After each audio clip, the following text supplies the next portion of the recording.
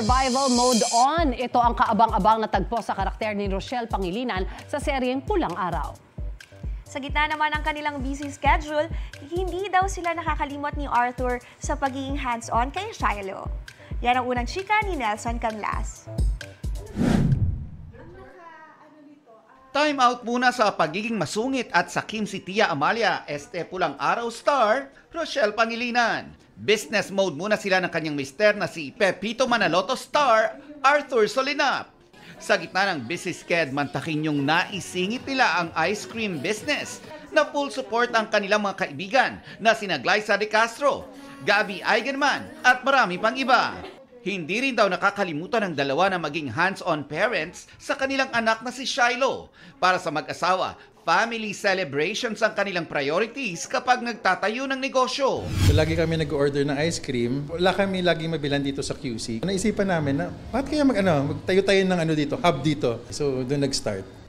Kinumusta namin si Rochelle tungkol sa kanyang pagganap bilang si Tia Amalia sa Pulang Araw. At ngayong pumutok na raw ang gyera sa serye, oras na ba para sa soft side ng kanyang role? Siyempre, ang kahinaan ng isang matapang na babae, yung pinakaminamahal niya sa buhay, which is yung anak niya at asawa niya. Dapat din daw abangan kung paano patatatagin ng panahon ang kanyang karakter. Survival tayo So, siyempre, gagawin mo lahat para makahanap ng pangkain ng pamilya mo. Either mapasama ka minsan or yung karakter ni Amalia, matapang. Tuloy-tuloy rin ang taping ni Sparkle star Dustin Yu para sa Pulang Araw, kung saan gumaganap siya bilang isang Japanese soldier. May hamon din kaya sa kanya ang kanyang karakter?